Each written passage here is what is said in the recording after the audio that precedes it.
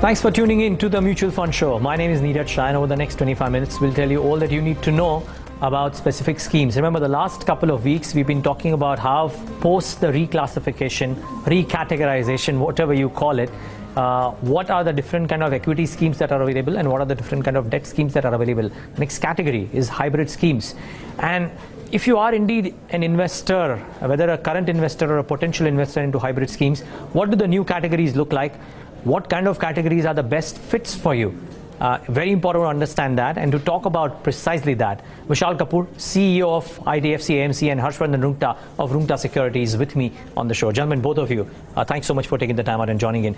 Almost everybody who's come on the show, the previous two episodes as well, to talk about the different schemes, have been talking about this being a really good move, so that you can compare apples to apples and oranges to oranges within different schemes. The question mark, Vishal, only is that while that effort is lauded, yes, or laudable, yes, there still exists a large number of schemes for an investor to choose from. Does that defeat the purpose or not quite? Not quite, I would say. I think if you were to restrict the categories to be too narrow, it does bring in more simplicity, yes. But on the other side, it avoids or it restricts choice as well. So really the question is, what is the right number of categories? And I think the attempt right now is to take largely the existing blocks or buckets of schemes that have already evolved over the many years and group them into something which is sensible, which is largely consistent. It cannot be perfect, but it is largely there, I would say. So does it achieve the objective of simplifying life for the investor as well as the advisor, who can then measure apple to apple? I think it does that quite well. Okay. Your conversations with either the advisory community or the investors that you guys would be meeting, the larger ones, etc., are all of them happy, or did they have a lot of doubts when they were talking about it? The reason I asked this to you is that we did this 3-part series on the Mutual Fund Show simply because a lot of queries came into us about what will happen to the portfolios post the reclassification. A lot of people were unclear. Did you guys face that kind of a barrage of questions of sorts from your sets of investors too? So I think that depends on the specific fund house. In our case, we were lucky that we did not have so many funds that needed to be changed or merged, etc. We actually had hardly any change at all. Oh, wow. Because we did not have a plethora of schemes that had sort of germinated over the period of time. So it really depends on, did you have to change a lot of fundamental attributes or merge schemes or move them into a different category or strategy? In our case, really not much of a difference. Having said that, I think life does become very interesting for the advisor, also because for the investor, even if there is no change in the fundamental attributes, the name may have changed. And suddenly, if you are seeing a scheme or you used to seeing a statement with certain names, the change of name may not be material for you, but it is disruptive in the sense. So as an example, we had a very well-regarded scheme called IDFC Premier Equity, which has a new name called IDFC Multicap. So if you are a 10-year-old statement and you've been seeing this as Premier Equity, suddenly you see Multicap, Harsh would definitely get a call saying, look, what happened to Premier Equity? It's the same scheme. So, you just have to take the customers through that. But I think it's a matter of a few months before you get used to the new names. I guess so. So that's the question. In the hybrid category as well, Harshvardhan, I mean, were there many changes across the AMC houses, or were they a lot lesser compared to, say, the equity schemes, where I believe the number of changes have been fairly large, as per what experts were telling us? Well, Neeraj, if you look at the intent, I mean, let's understand how simple life has become post this apple-to-apple comparison and specific, categorization being made. I'll just give you an example on equity as well. Now, every fund house earlier had their own, definition of large cap, mid cap, and small cap. So every fund house would have their own internal guidelines basis on which they would classify a particular company as a mid cap or a large cap. Now, this actually was not the right context to compare two large caps also. You couldn't compare two mid caps because they had different definitions. Now, in this, even they've come out with a list which actually says the top 100 companies these are these are the companies. Yeah. So it becomes an apple-to-apple comparison. True. Now, look at the hybrid category, as you mentioned. So hybrid essentially is what? It's a mix of 2 or 3 different assets. So that's a combination. How you would you could have different combinations. You have a 10-20% equity going up to say about 70-80% equity, or you could have multi-asset class. You can have 3 different assets into one particular product. Yeah. So all this is hybrid. So as a category, it's very nice that it has been clearly specified to be hybrid. Now when you look at it, I mean, they've got a category for every investor type. Now, so if I'm an investor, okay, when I go and I say that I can take less risk, I do not want to take too much of risk, so I want a hybrid product which is not very aggressive. So that is conservative in that nature. So there is a category mentions a conservative hybrid fund. And we'll come to that, yes. Yeah, so I think this classification is helping investors, helping advisors, as we just spoke about, the distributor fraternity also. It becomes easier for everybody to put all these things in perspective. Okay, so let's talk about some of these categories. Let's cut to the chase straight and start off. Some of these might overlap as well because the differences might be minor, so I'll defer that judgment to you guys. But Vishal, let's start off with the conservative hybrid fund. I believe equity and equity related instruments about 10 to 25% and debt instruments about 75% to 90%. Right. What kind of investors you reckon would opt for such categories? What kind of returns can one expect from such a category?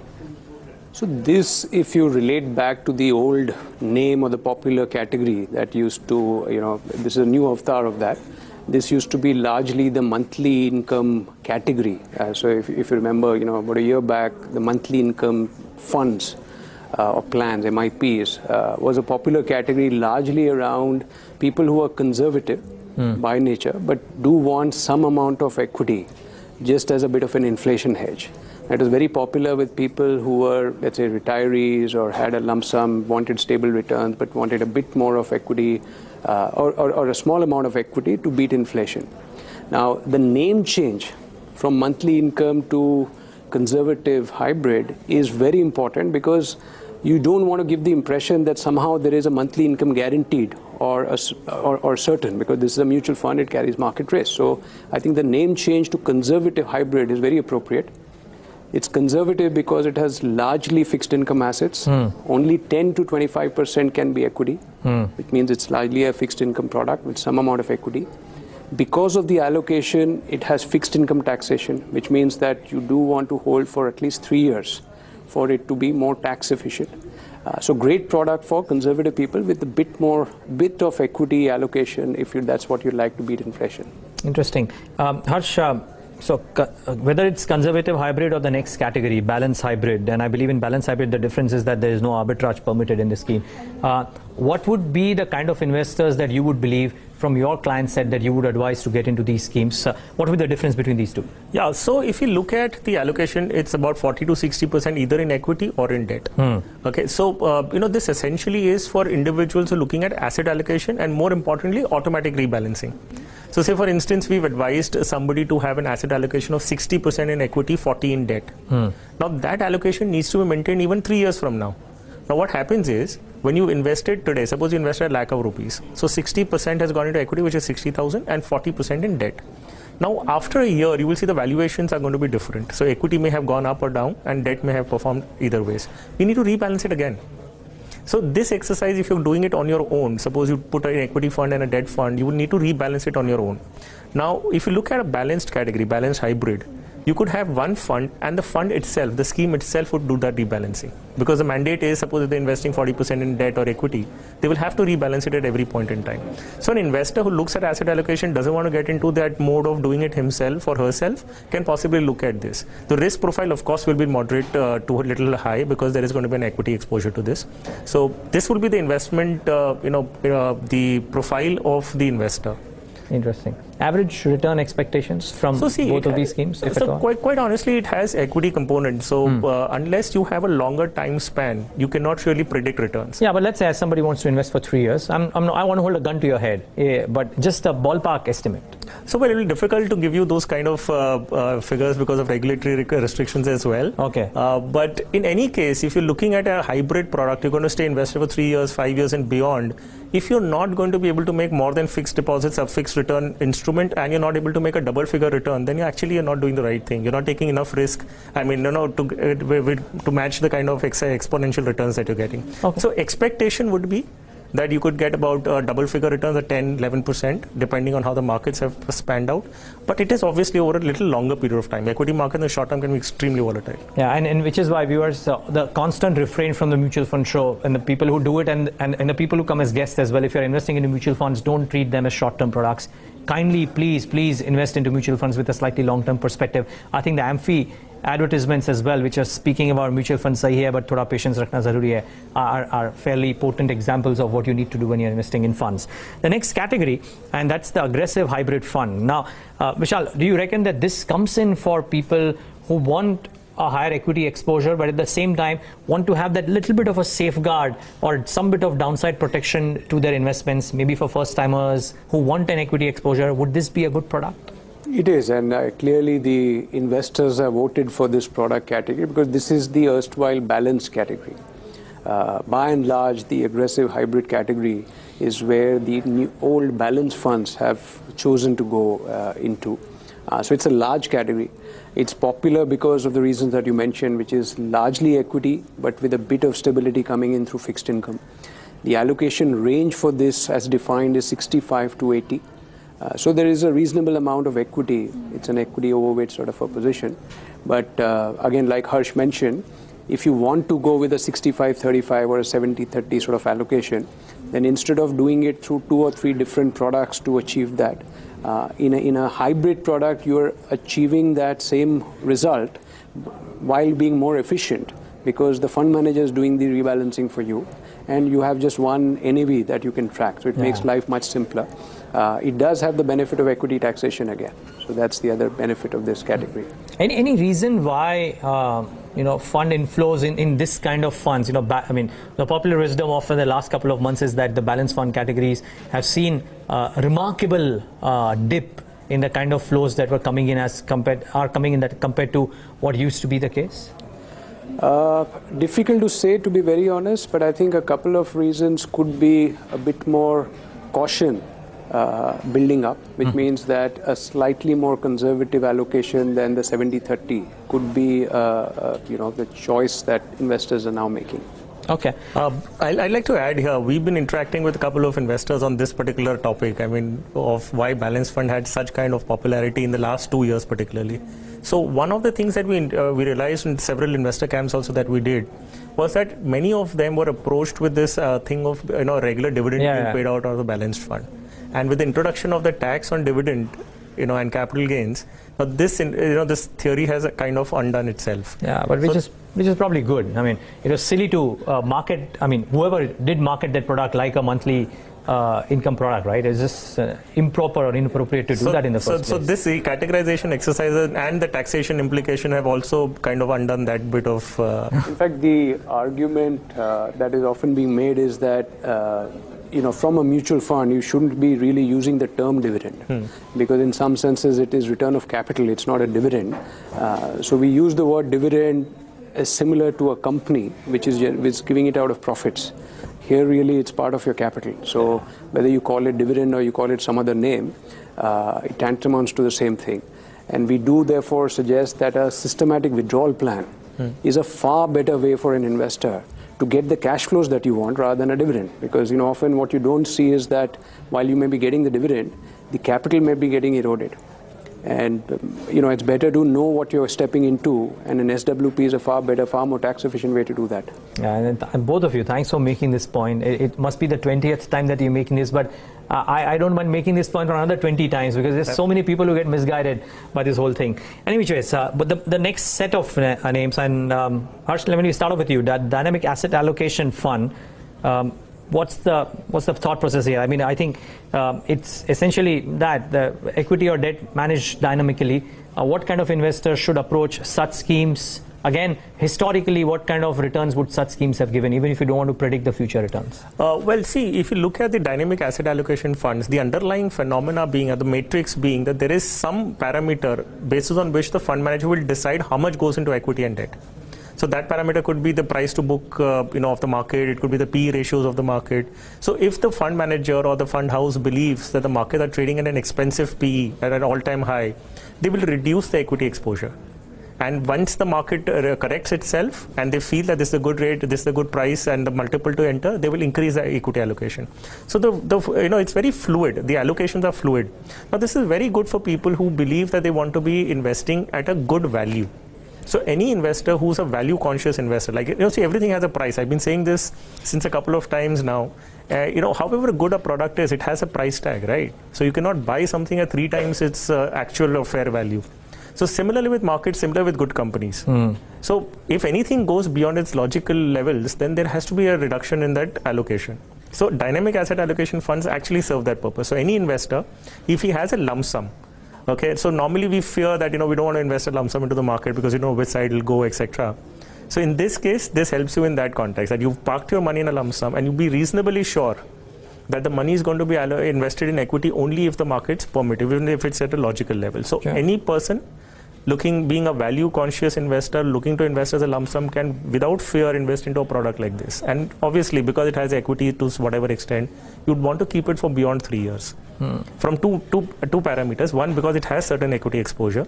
The other part being that if the allocation in equities falls below 65%, it gets categorized as a debt fund. Yeah. And if it's a debt fund, then you would want to stay invested for 3 years at least. Yeah. So at least to take the long-term capital gains advantage. If I can just add a point on this, because this is my favorite category in the hybrid. Why so? Because I think why most of the other products take a very, in a sense, the manufacturer's view about allocation, which is 20, 80, 70, 30, etc. I think this category itself takes a very behavioral view around allocation. Now, and I think you would have heard many investors talk about the fact that how come the funds make money and my portfolio doesn't make the same money, etc. And we attribute it down to behavioral biases or issues, right? And what's the most common issue? The most common issue is that when markets are falling, everything in the environment seems very negative. It's very difficult, despite the best of effort for advisors to go out and tell you that, look, markets are cheap now, please put in more money into equity. No one's buying, right? You're always looking for the bottom that will happen next week, or you're going to pick the bottom, and often it's too late. And the reverse happens when the market is getting euphoric, right? So it's always that, okay, this week is a new high, but next week will be even better. And there's a lot of experts who will come and say, look, it's maybe touching, it's time to book profits, take some gains, prune your exposures, go back to your allocation, etc. It's just very difficult behaviorally to do that. This category, to my mind, is attractive because it automatically does what you should be doing. Yeah. So when markets are correcting, suppose you put in your 100 rupees initially, and let's say it went in with a 50-50 allocation, because that's how the P or the underlying model was. If the markets have corrected since then, the fund manager is automatically increasing your equity exposure. So you didn't have to do anything. He's doing what you should be doing without you having to really bother about it. And vice versa. When the markets are getting cheaper, the fund managers are already increasing your equity exposure and therefore giving you much better value. So over a cycle, on a risk-adjusted basis, this category really stands out.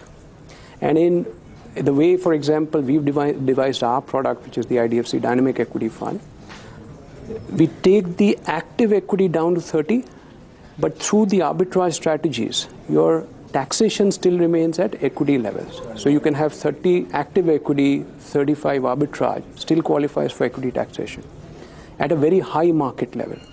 When the markets are cheap, active equity can go all the way up to 100%. So it's really giving you everything between an equity savings category and a full equity category through one fund. So over a cycle, I really do think this category stands out.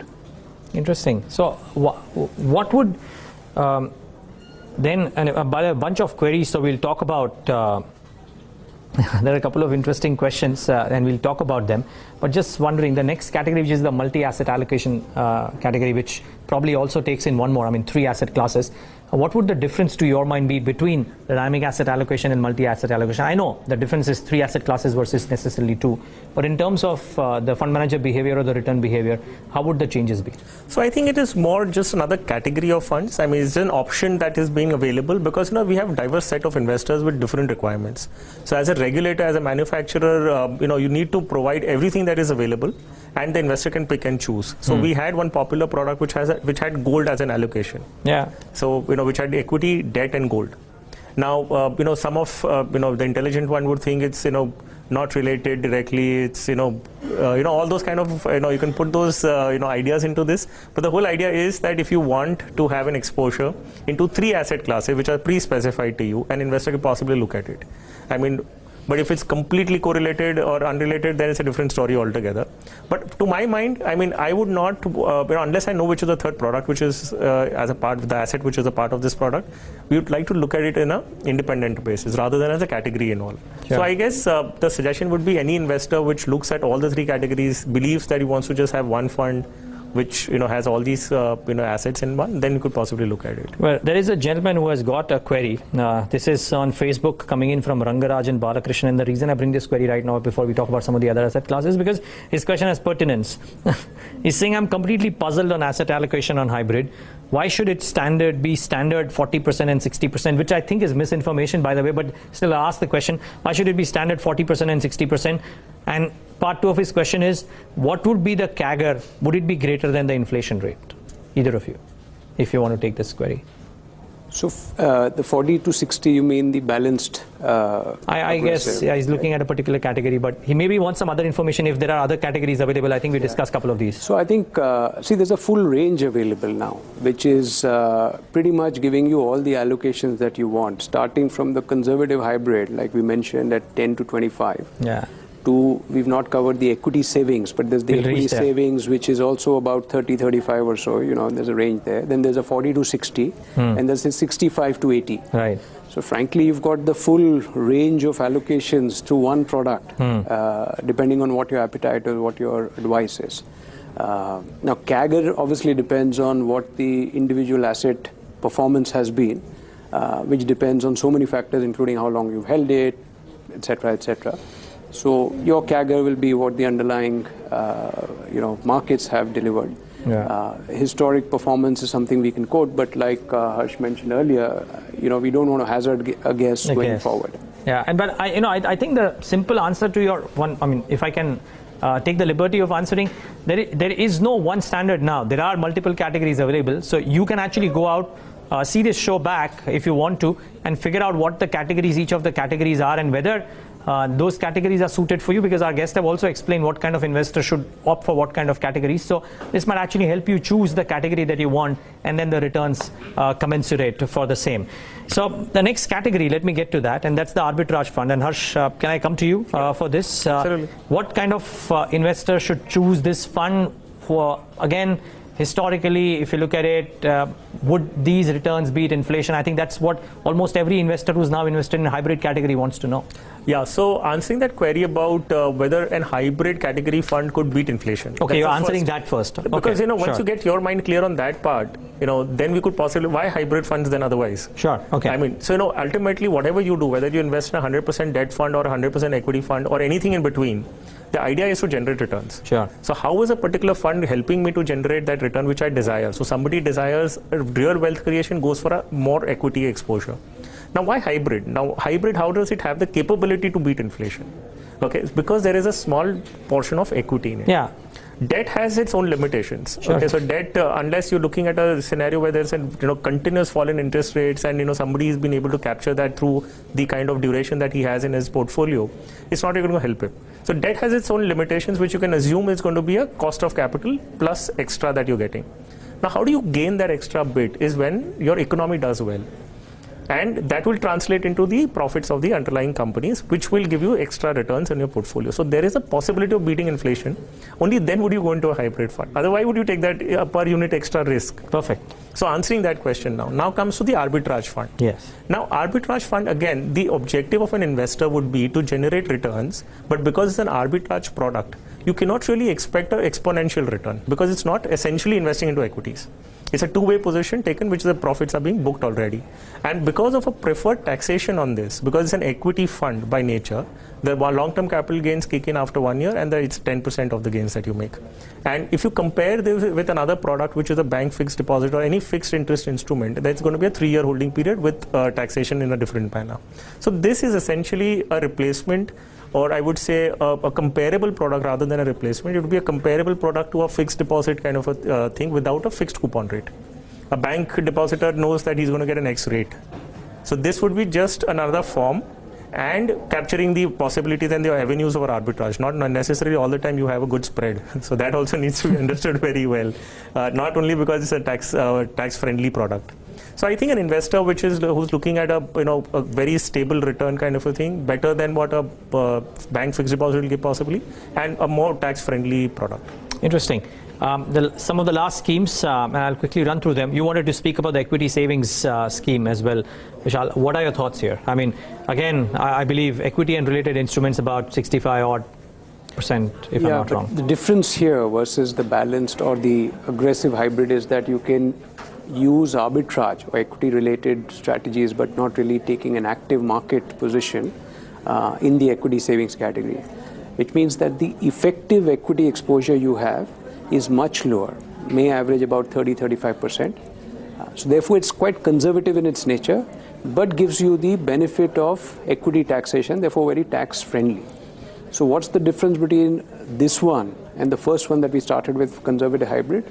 This is equity taxation, takes a slightly higher active equity position versus the 10 to 25, this might be 30-35 or so, but is equity taxation. And otherwise, so it's slightly higher in the grading that we discussed, which is, you've got now 4 or 5 different categories of asset allocations, each with its own uniqueness. So while, yes, it does have on paper a 65+% equity weightage, the active equity, which is how correlated or how exposed are you to the real market, is much lower. So it's a conservative product. Interesting. Solution-oriented schemes, I believe a lock-in of 5 years or till retirement. You want to come in on this, either of you? Anybody, I mean. Sure. Okay.